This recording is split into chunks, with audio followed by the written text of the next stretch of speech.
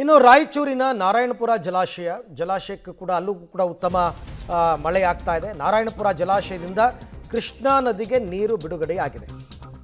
ನಾರಾಯಣಪುರ ಜಲಾಶಯದಿಂದ ಕೃಷ್ಣಾ ನದಿಗೆ ನೀರು ಸುಮಾರು ಅದಾಗಲೇ ತುಂಬಿದ ಹಂತಕ್ಕೆ ಬಂದ್ಬಿಟ್ಟಿದೆ. ಹಾಗಾಗಿ ನದಿ ಪಾತ್ರದ ಗ್ರಾಮಗಳಲ್ಲಿ ಹೈ ಅಲರ್ಟ್ ಘೋಷಣೆ ಆಗಿದೆ, ಪ್ರವಾಹ ಬರುತ್ತೆ ಅಂತ. 24 ಕ್ರಸ್ಟ್ ಗೇಟ್ಗಳಿಂದ 1,11,000 ಕ್ಯೂಸೆಕ್ ನೀರನ್ನು ಬಿಡುಗಡೆ ಮಾಡಲಾಗಿದೆ.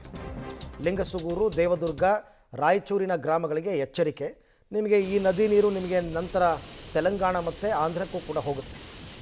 ಹಾಗಾಗಿ ಇಲ್ಲಿ ಬಹಳ ಚೆನ್ನಾಗಿ ಮಳೆ ಆಗಿರೋದ್ರಿಂದ, ಜಲಾಶಯಗಳು ತುಂಬಿರೋದ್ರಿಂದ ನೀರನ್ನು ಬಿಡುಗಡೆ ಮಾಡಿದೆ.